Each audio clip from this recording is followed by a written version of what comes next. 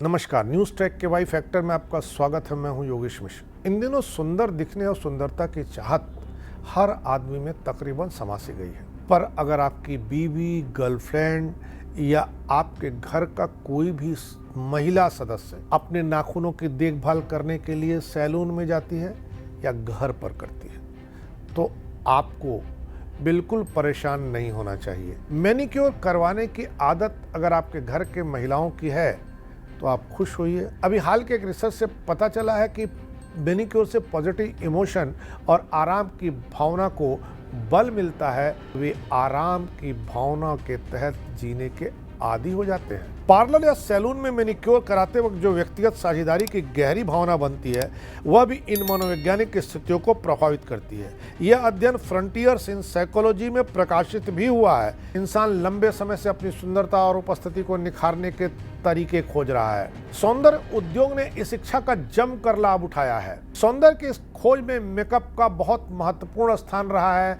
मनुष्य की इस इच्छा के बारे में बहुत शोध भी हुए हैं, लेकिन नाखून की देखभाल के बारे में कम ही सोचा गया है। आकर्षण और मनोवैज्ञानिक बेहतरी पर मेकअप के असर का बड़े पैमाने पर अध्ययन किया गया है, लेकिन मैनिक्योर पर बहुत कम ध्यान दिया गया है। नाखूनों की देखभाल और उसका मनोवैज्ञानिक असर का पता करने की रिसर्च में शोधकर्ता यह समझना चाहते थे कि इस ब्यूटी रूटीन का लोगों की भावनाओं, रिलैक्स की फीलिंग और समग्र कल्याण पर क्या प्रभाव पड़ता है। जापान के सैतामा गाकुएन विश्वविद्यालय के एसोसिएट प्रोफेसर अध्ययन लेखक अत्सुशी कावाबुको के अनुसार स्व देखभाल प्रथाओं के अंतर संबंध और मानसिक कल्याण पर उनके प्रभाव पर बढ़ते शोध के कारण मुझे इस विषय पर दिलचस्पी हो गई। उन्होंने कहा कि मैं यह जानना चाहता था कि नाखूनों की देखभाल का क्या मनुष्य के ऊपर कोई वैज्ञानिक असर पड़ता है। मैंने यह जानने की कोशिश की और इस अनजान क्षेत्र की संभावनाओं का पता लगाना शुरू कर दिया। नाखूनों की देखभाल के मनोवैज्ञानिक प्रभावों को जानने के लिए शोधकर्ताओं ने विभिन्न आयु समूहों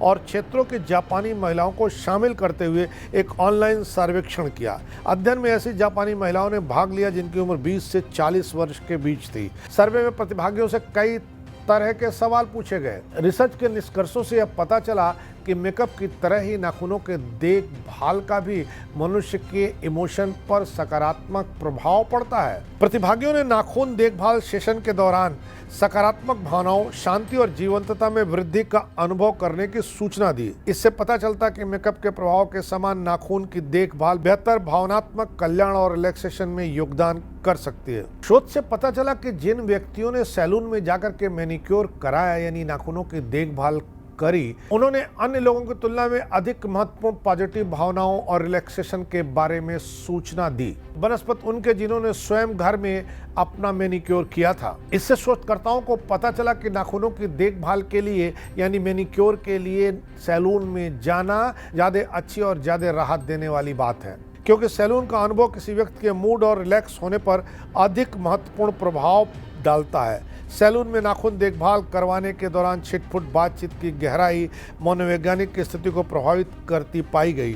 सतही बातचीत जिसमें शौक और दैनिक जीवन के बारे में चर्चा शामिल है, पॉजिटिव भावनाओं, रिलैक्सेशन और ऊर्जा में वृद्धि के साथ सकारात्मक रूप से जुड़ा हुआ था। हालांकि गहन बातचीत विशेष रूप से नकारात्मक व्यक्तित्व लक्षणों और कठिनाइयों के संबंध में कुछ मनोवैज्ञानिक परिणामों पर नकारात्मक प्रभाव देखा गया। इससे पता चलता है कि नाखूनों की देखभाल के दौरान अपने बारे में बातचीत की प्रभावशीलता इसकी गहराई और सामग्री पर निर्भर है। शोधकर्ताओं को इस शोध से यह तथ्य हाथ लगा कि सैलूनों में नाखूनों की देखभाल कराने और उस दौरान हल्की बातचीत करने का प्रभाव ज़्यादा पॉजिटिव होता है और लोगों को ज़्यादा आराम पहुंचाता है। इसलिए आप अपने सौंदर्य के पैकेज में मैनिक्योर भी जरूर शामिल कर लें।